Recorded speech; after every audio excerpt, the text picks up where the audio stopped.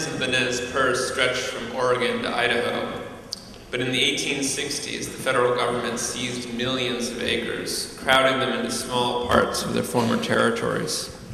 Chief Joseph led the resistance to the colonization of Nez Perce lands, but his people came under fierce attack, and in 1877, he and his followers were defeated.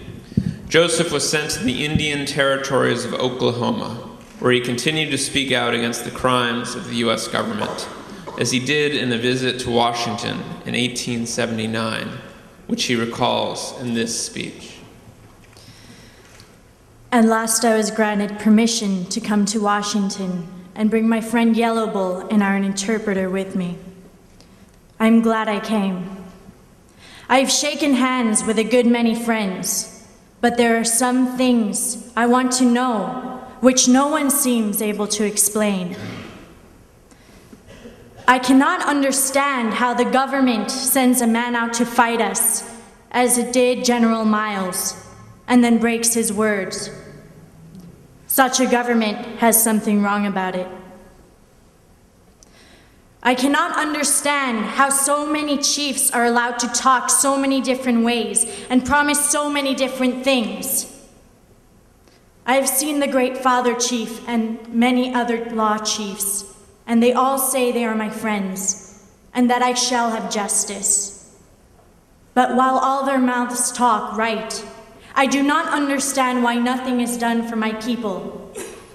I have heard talk and talk, but nothing is done. Words do not pay for my dead people. They do not pay for my country now overrun by white men. They do not protect my father's grave. They do not pay for my horses and cattle. Good words do not give my children back.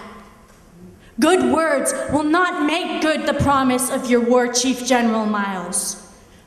Good words will not give my people good health and stop them from dying. Good words will not give my people a home where they can live in peace and take care of themselves. I'm tired of talk that comes to nothing.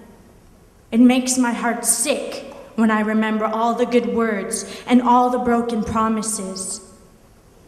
There has been too much talk by men who had no right to talk. If the white man wants to live in peace with the Indians, he can live in peace. There need be no trouble. Treat all men alike. Give them the same laws. Give them all an even chance to live and grow. All men were made by the same Great Spirit Chief. They are all brothers. If you tie a horse to a stake, do you expect he will grow fat?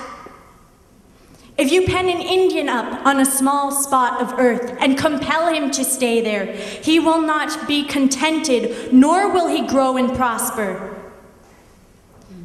I have asked some of the great white chiefs where they get their authority to say to the Indian that he shall stay in one place while he sees the white men going where they please. They cannot tell me. When I think of our condition, my heart is heavy. I see men of my own race treated as outlaws and driven from country to country or shot down like animals. I only ask of the government to be treated as all other men are treated.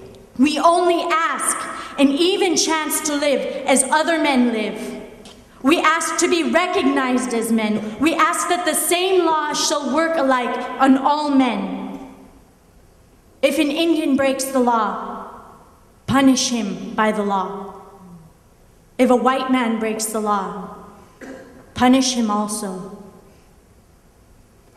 Let me be a free man, free to travel, free to stop, free to work, free to trade where I choose, free to choose my own teachers, free to follow my religion of my fathers, free to talk, think, and act for myself, and I will obey every law or submit to the penalty.